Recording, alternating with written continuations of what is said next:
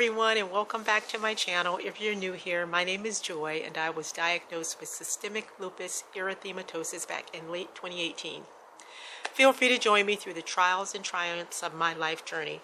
Please subscribe, like, watch, and don't forget to hit that notification bell as I share the joys of my life through this lens while continuing to manage the symptoms and flares that are associated with this unpredictable autoimmune disease. Well, I'm back. So hello, everyone. And before I jump back into the saddle, I just figured that I would take some time to give you guys an update and let you know what's been going on in my life and exactly what took me away from content creating for about 7 or 8 months now. And as much as I would love to tell you guys that it was maybe a lack of motivation, or I got burnt out, or I experienced a creator block, it was unfortunately none of those things. But those of you in the community, those of you that have lupus or have been diagnosed with an autoimmune disease, you can understand when I say that I ran into a minor medical crisis. But I'll say this was a minor health crisis simply because we have gotten through to the other side. So let me take you back. About 9 months ago, I was experiencing what I thought at the time was a flare-up or one of the symptoms of lupus. And I had seen these symptoms, this particular symptoms, over and over again when I would stress out. I mean, of course, there are so many variations of these flare-ups, but this particular flare-up is something that I got often when I would find myself stressed out. I would find that my skin would start to itch, and then I would experience these red blotches over my skin, and then the third phase would be these welts in the areas where my skin was itching. So this happened, and I made a note of it, and to make sure that I talked to my primary care physician about it, because I had already talked to my rheumatoid specialist about it. So this is nothing new to her, and because I thought it was just simply another flare-up, I thought I would bring it to the attention of my primary care physician, because I was scheduled to see him in the next month. So fast forward a month, I went in for my scheduled appointment. I sat down with my primary care doctor, and we talked through some things, and then he asked me if there was anything that I wanted to share with him, or any concerns that I was having. And I explained to him that, I had been having these flare-ups, and a little more frequent than usual. I was experiencing the itchy skin without the welts the welts that I would usually get in association with the itchy skin. So he ordered some labs for me, and he ordered a test, and don't quote me on this, but I believe the test was a GBR or a GBV test. You can Google it. It was either one or the other. And of course, he did the regular lab work, and along with urine analysis. So I went to the LabCorp, did the test. 3 weeks later, I go into my doctor's office, we sit down, we go over all the other labs, the usual cholesterol, this and that, and everything seemed well. Everything was in range. And then he proceeded to tell me that there were high levels of protein in my kidney. Now, those of you with lupus, that can be quite alarming, and everyone else, you've heard me mention before that you cannot die from lupus. However, lupus can cause other complications to vital organs in your body.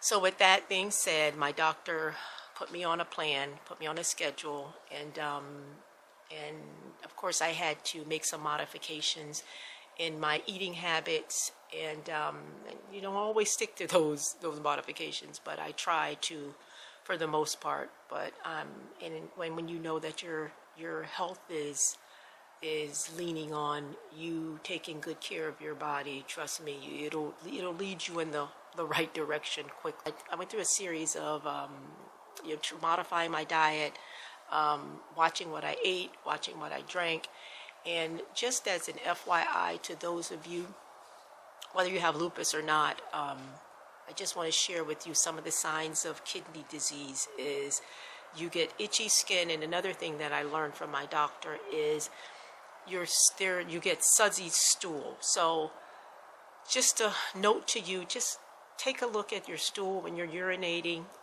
Take a look at the stool that you're producing and make sure that you're not getting excessive bubbles. Granted, I know that when the water hits the water, you're going to get some bubbles, but I'm talking about excessive bubbles that are sitting in place and floating in your stool after you finish urinating. Just make sure you check that, because and I'm not saying if that happens that you have kidney disease, but I just want you to make note of it and share that information, if it's happening to you, to share that information with your primary care physician. So I initially took some time away from YouTube because I wanted to focus on my health. And I want to give a shout out to my love, because as I'm going through this, he's so wonderful, and we always try to keep things in house, and you don't want to go reaching out to family and friends and telling them about this and that. And those of you with lupus, because this is kind of like the hidden disease, you certainly don't want to go telling people that you're not doing well or this is going on with you. And the appearance wise, you look fine. And I'll do another video about that at a later date. But it's kind of hard to tell people that you are sick, and when they're looking at you when you don't look sick to them. But like I said, that'll be a conversation for another video. But so I took some time to start work. It's just to work on that, to work on my health, try to reverse the issues that I was having with my kidneys. And before I go on, I just want to say to you guys that be very mindful of what you're putting in your bodies, because we tend to eat a lot of food, a lot of processed food that overworks our kidneys. And it's just like your heart or any other organ, or just even in your body, your body being the biggest organ that you carry around, that when you overwork it, you're exhausted, and you can overwork it to a point where you can't even get out of bed. So you don't want to do that sort of thing to your kidney. So we came up with a plan of what exactly I needed to do to reverse, because kidney damage can be reversed, thank God. So I was on that path, and while I was on that path, probably about a month or so into my I found out that my beloved Tabby, my kitty cat, was diagnosed with kidney failure. So we were forced to put her down. And that was a major struggle for me, because she is a part of our family. I won't even say was a part of our family. She will forever be a part of my family.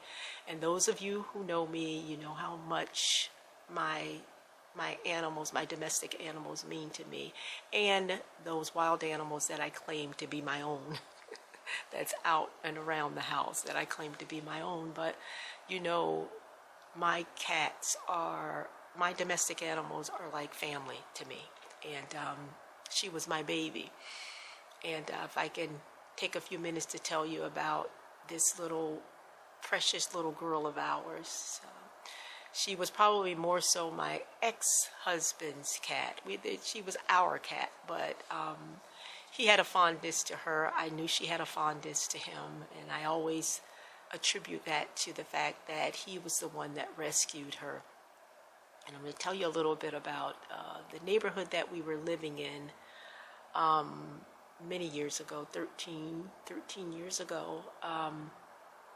One of the neighbors was walking through the neighborhood. My ex-husband noticed Tabby playing across the street in the yard, just playing and rolling around in the yard. And And there was another neighbor that was actually passing the house that had noticed her too. But this was not, fortunately, it was not the first time that she had noticed her, but she stopped and started talking to my husband about an alligator that was living in the pond in the neighborhood that was killing these feral cats. And she made point of telling him that Tabby was a part of a litter, and she believed Tabby was the last one because she had taken one or two of the cats, and she had mentioned to my ex-husband that if she were to bring another one of those cats from that litter, or a cat, any cat period, into the home, she said her husband would probably put her out. So with that said, my ex-husband came to me and told me the story, and when we went back out to see if she was out there, she was no longer there. So the following day, she was outside playing again. He walked outside and he summonsed her, and lo and behold, she walked right over to him, and he picked her up and he brought her into the house, which was shocking because she was a wild cat. So that was our introduction to Tabby. That was Tabby's introduction to the family. So, and boy, were we fortunate to have this special little cat in our lives.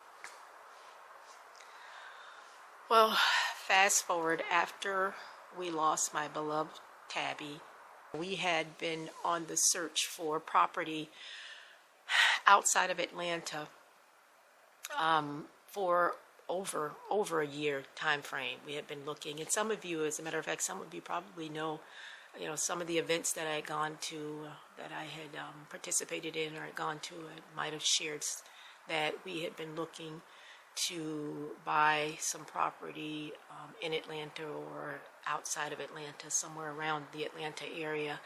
And the reason for that was, that the winter months are a little longer than they are in Florida, and I want to believe that the summer months are a little more doable than the summer months are in Florida. I can't say we're going to get away from the hurricanes, because the hurricanes, you guys, the hurricanes are here in Georgia as well. But I can definitely say the cooler months are much cooler than they are in Florida, and I enjoy that. I just don't do well with the summer months, and those of you that have lupus know that the sun is not our friend. Just simply put, the sun is not our friend. So we had been looking for property in the Georgia area, Atlanta, outside of Atlanta. We've been looking in those areas, and the idea was to be able to find a specialist, rheumatologist, or a specialist that is better suited to help me to manage my autoimmune disease. And with that, the plan was to try to find employment with the company that I was working for, trying to get a transfer with the company so I can remain employed, continue to work after we transitioned to Georgia. In August, the company that I was working for, they presented the employees, the management employees, with a VSP offer that we could separate from the company. They would pay us to separate from the company. And the reason why I accepted the offer was because I had concerns, because the prior year they had a substantial amount of people that were laid off, and those departments that those layoffs happened were very close aligned to the type of work that I was doing at the time. It specifically noted that if there is a layoff, that this offer will not be extended to you. So I just thought I probably should best to take my money and run. And I'm fortunate enough that I've been working in this industry for over 35 years. I started out in administration. I went from administration to switching. I went from switch engineer to project manager, from project manager to co-locations. After leaving co-locations, I went into real estate, and then latter, most recently, I was on the finance side of the house, handling finance on the engineering side of the house. But so that's pretty much what's been going on in our world, in my world. And let me just say this to you guys, you younger, because someone said this to the younger version of myself, to make sure that you invest in your 401k when you're working for these corporations. Unfortunately, the days of pension plans from these corporations are over. So invest in your 401k and be smart enough not to cash in your 401k. Roll that 401k over. If you go to another company, if you stay with, if you have to cash it in, that's one thing. But if you don't have to cash it in, don't cash it in for something frivolous. Please, just roll over those 401ks, invest in your 401ks, because when you turn 50, 60 years old, you will thank me for this advice. Just make sure you do that. I'm glad that I did. It was the best decision, one of the best decisions I've ever could have made in a young stage in my life. I'm happy that I did it. And looking back on it, it has served me well. So that's pretty much what's been going on in my life. That's what's been happening these 8 months that I have taken a hiatus from YouTube. But I just want to thank you guys, thank each and every one of you for hanging in there with me. I think most of you understand that I'm going to have those medical issues, but trust and believe I might fall off the horse, but guaranteed to get back up each and every time. I want to thank you guys again. I love you. I'm excited to be back. I'm excited for the new year. And I'm getting back on this horse, and I'm going to ride it. I'm going to ride it hard, and I hope you come along. Happiness starts with you, not with your relationship, not with your money, not with your job, not with your circumstances. It starts with you. So let's do whatever we can in our power to sustain happiness for 2025 and every year thereafter. Love you guys, and I will see you next week. Bye-bye.